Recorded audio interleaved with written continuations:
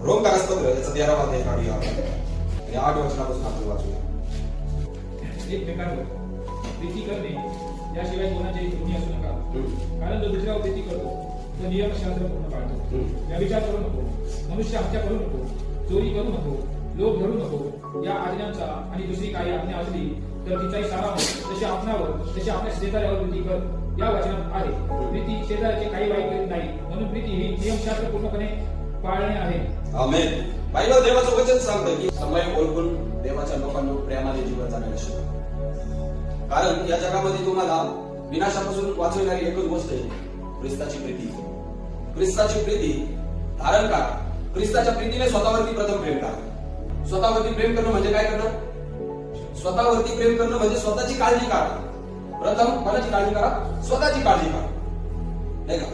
ज्या माणसाचं स्वतःवरती प्रेम असतं तो माणूस त्याच्या संपूर्ण जीवनाची काळजी करत असतो आणि ते संपूर्ण जीवन कसं सुरक्षित राहील, कसं आरोग्यदायी राहील, कसं आनंदी राहील, कसं शांतीत राहील, कसं ते आशीर्वादित राहील याच्याकडे तो काय करत असतो? ध्यान देत असतो आणि स्वतःची काळजी घेत असतो. स्वतःसाठी वाईटाची पेरणी करणारा कोणी माणूस तुम्ही पाहिलाय का? की माझं वाईट व्हावं, माझं नुकसान व्हावं, माझी हानी व्हावी, मी आजारी व्हावा, माझा नाश व्हावा असं करणारा कोणी माणूस तुम्ही पाहिलाय काय? प्रत्येक व्यक्ती देवाच्या लोकांना स्वतःची काळजी घेतो. म्हणजे काय? स्वतःवरती प्रेम करतो. मग बायबल देवाचं वचन सांगतं की ख्रिस्ता तुम्ही प्रथम स्वतःवरती ख्रिस्ताच्या प्रीतीने काय करा? प्रीती करा. तुमच्या स्वतःची तुम्हाला काळजी वाटू द्या. हालेलुया. तुमच्या त्या प्रीतीनेच मग तुम्ही तुमच्या बंधुवर्गांवर प्रीती करा, तुमच्या कुटुंबातील सदस्यांवर प्रीती करा, तुमच्या मित्रांवर प्रीती करा. तुम्हाला जे भेटतात त्यांच्यावरती त्या प्रीतीनेच तुम्ही देवाच्या लोकांना या 2026 सालामध्ये प्रीती करा.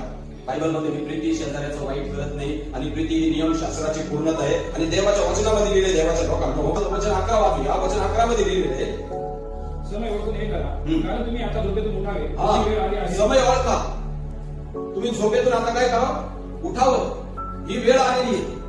आपल्या स्वतःची काळजी वाटू द्या, आपल्या कुटुंबातील लोकांची काळजी वाटू द्या, आपल्या गावातील लोकांची काळजी वाटू द्या, आपल्या देशातील लोकांची काळजी वाटू द्या.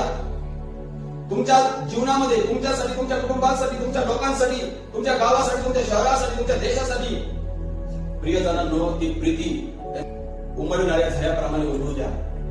त्या प्रीतीला देवाच्या लोकांना तुमच्या जीवनाद्वारे कार्य करू द्या. समय ओळखा देवाच्या लोकांनो. हा समय झोपण्याचा समय नाही, हा समय झोपेतून उठण्याचा समय. बायबल म्हणतं की आपण विश्वास ठेवला तेव्हापेक्षा तारण आता आपल्या जवळ आलं आहे.